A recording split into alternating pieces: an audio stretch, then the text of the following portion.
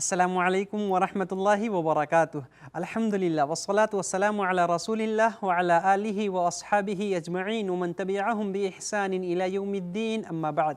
मेरे प्रिय साथियों और तमाम दीनी और इस्लामी भाइयों, सरल हिंदी भाषा में हम नमाज के बारे में आज कुछ बातें सीखेंगे। आज हमारा ये पहला पाठ है। आज हम ये जानेंगे कि नमाज, इसका क्या स्थान है, इसका कितना महत्व है, ये कितना महत्वपूर्ण और ख़ास उपासना है, ये कितनी अहम इबादत है, इसकी फजीलत और अहमियत के बारे में आज हम कुछ बातें सीखेंगे। मेरे भाइयों, हम जितनी भी इबादतें, उपासना, आराधना, भक्ति और पूजा पाठ करते हैं, उसमें ये नमाज सबसे उत्तम है, सबसे अफजल है। और इंसान इस नमाज में अपने शरीर, अपनी ज़बान, अपने मन, हर चीज़ को उपस्थित करके अल्लाह की इबादत करता है।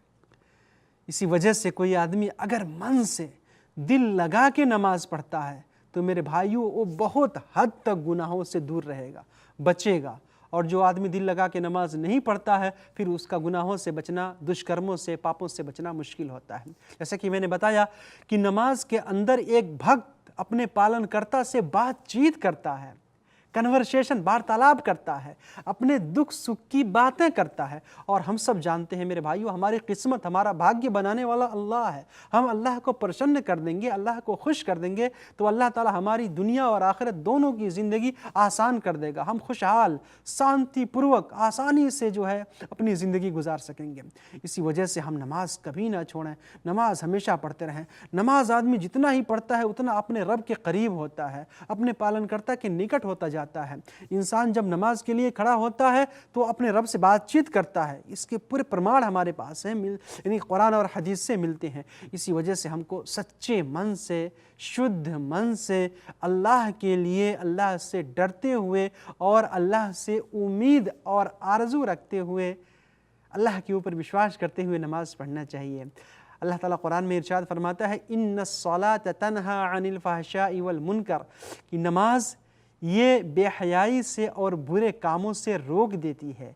नमाज अर्थात सलात ये दुष्कर्म और पाप और दूसरे घृणात्मक कामों से हमको रोक देती है। लेकिन कब?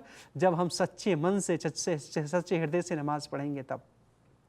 मेरे भाइयों, ये नमाज जो है ना, ये इस्लाम का दूसरा रुकन, दूसरा आधार, दूसरा स्तंभ, दूसरा पिलर है।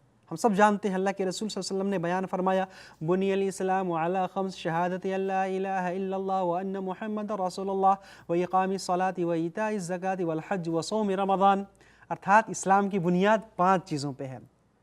इस्लाम ये 5 चीज़ों पे आधारित है। इसके 5 स्तंभ, 5 आधार हैं। उसमें सबसे पहले, सर्वप्रथम, इस बात की गवाही देना अल्लाह के अलावा कोई अल्लाह के अतिरिक्त कोई भी इबादत, उपासना, आराधना के लायक नहीं है और मोहम्मद सल्लल्लाहु अलैहि वसल्लम अल्लाह के भक्त हैं, अल्लाह के रसूल हैं। और नमाज कायम करना, सलात कायम करना, नमाज पढ़ते रहना, धर्मदान यानी ज़कात देना और रमज़ान के रोज़े रखना, और अगर शक्ति है, क्षमता है तो अल्लाह के पवित्र घर काबा का हज करना। ये इस्लाम के 5 आधार हैं। इसमें से अगर किसी ने किसी एक आधार को अगर इनकार कर दिया, छोड़ दिया, तो उसने इस्लाम की बुनियाद को गिरा दिया, उसने इस्लाम की दीवार को जो है ढा दिया। इसी वजह से जो है हमको इन सारी बातों पे अमल करने की ज़रूरत है। इसमें सबसे महत्वपूर्ण कलमे शहादत के बाद ये नमाज है। नमाज हमको हमेशा पढ़ते रहना चाहिए।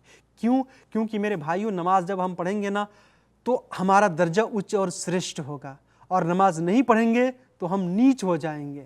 हम अल्लाह के नज़दीक भी है जो है तिरस्कृत और अपमानित होंगे, और इसी तरह से हर जगह जो है हम नाकाम हो जाएंगे।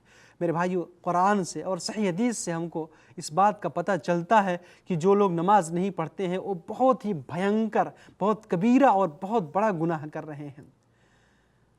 अल्लाह ताला इरशाद फरमाता है, व अक़ीमुस सलात वला तकूनु मिनल मुशरिकीन, तुम नमाज पढ़ो और मुशरिकों में से, मुशरिकों के साथ ना हो जाओ। पता क्या चला कि जो नमाज नहीं पढ़ते हैं उनका शुमार काफिरों के साथ, उनकी गिनती जो है काफिरों और मुशरिकों के साथ, बहुदेववादी, नास्तिक लोगों के साथ होती है।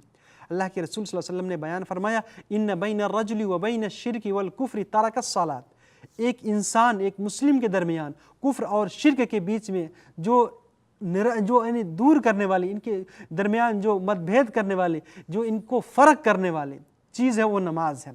आदमी नमाज पढ़ता है, मुस्लिम है, नमाज नहीं पढ़ता है, वो काफिर है, कुफ्र वाला काम कर रहा है। इसी वजह से हमको नमाज़ पढ़ना चाहिए। मेरे भाइयों, नमाज की बड़ी अहमियत है।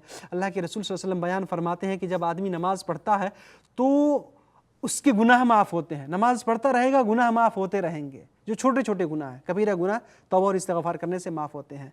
अल्लाह के रसूल सल्लल्लाहु अलैहि वसल्लम ने बयान फरमाया कि एक नमाज से लेकर के दूसरे नमाज तक और एक जुमा से लेकर के दूसरे जुमा तक बीच में बंदे ने कोई भी गुनाह किया, सारे माफ़ हो जाते हैं। यानी कोई नहीं, किसी ने ज़ोहर की नमाज़ पढ़ी अच्छे मन से, फिर असर की नमाज़ पढ़ने के लिए गया, अब ज़ोहर से असर के बीच में उसने कोई गुनाह किया है, वो माफ़ हो जाते हैं, छोटे छोटे गुनाह खुद ब खुद बगैर तौबा के। लेकिन अगर वो बड़े गुनाह है, बड़ा पाप है, तो उसके लिए क्षमा याचना और पश्चाताप करना पड़ेगा।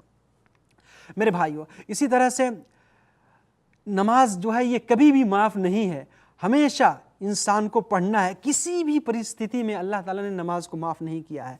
शक्ति और क्षमता है आदमी खड़ा होकर के नमाज़ पढ़े, अगर उतनी शक्ति नहीं है तो बैठ के नमाज़ पढ़े, अगर उतनी भी क्षमता नहीं है तो सो करके नमाज़ पढ़े, और अगर उतनी भी शक्ति उसके पास नहीं है तो ऐसे इशारे में नमाज़ पढ़े। नमाज किसी भी परिस्थिति में कहीं भी माफ़ नहीं है, हमेशा हमको नमाज़ पढ़ना चाहिए। इसी वजह से नमाज की हम पाबंदी करें। अल्लाह के रसूल सल्लल्लाहु अलैहि वसल्लम बयान फरमाते हैं, वजुइलत कुर्रतु ऐनी फ़िस्सलात, नमाज में मेरी आंखों की ठंडक है। मेरी आंखों की ठंडक ये नमाज में बनाई गई है, और नमाज ये सारे मोमिनों के लिए प्रकाश है। क़यामत के दिन ये नूर, रोशनी बन के आएगी हमारे लिए। इसी वजह से हम नमाज की पाबंदी करें, पाबंदी के साथ जो है नमाज पढ़ते रहें, कभी भी इसमें नागा ना करें।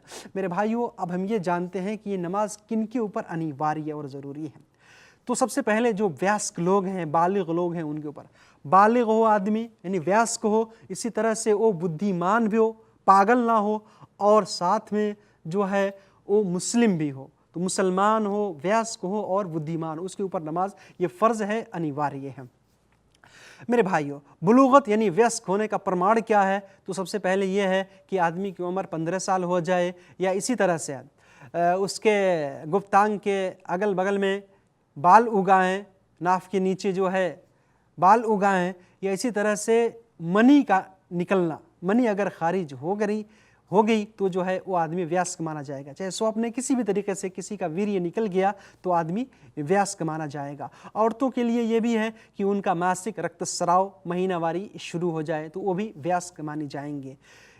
इसमें से कोई भी एक प्रमाण आ जाए तो आदमी वयस्क माना जाएगा। उसके ऊपर नमाज अनिवार्य है। अगर वो नमाज को छोड़ता है तो पापी होगा, गुनहगार होगा, और वो दंड और सजाए का भागीदार होगा। मेरे भाइयों, इसके अतिरिक्त जो छोटे बच्चे हैं उनको भी हमको नमाज पढ़ने का हुक्म देना चाहिए। नमाज पढ़ने की तरफ उनको प्रेरित और प्रोत्साहित करना चाहिए। नमाज पढ़ने का शौक़ और जज्बा दिलाना चाहिए, ताकि वो जो है नमाज के लिए। अल्लाह के रसूल सल्लल्लाहु अलैहि वसल्लम ने बयान फरमाया कि जब बच्चों की उम्र 7 साल हो जाए उनको नमाज पढ़ने का हुक्म दो, और जब 10 साल की उम्र हो जाए तो उनको मारो, मार के उन्हें नमाज पढ़वाओ। इसी वजह से नमाज ये बहुत ही अहम और अफजल इबादत है। हमको इसको पढ़ने की कोशिश करनी चाहिए, इसमें सुस्ती और काहली नहीं करनी चाहिए, वरना हम नाकाम हो जाएंगे। अल्लाह ताला हम सबको नमाज को पाबंदी के साथ पढ़ने की तौफीक अता फरमाए।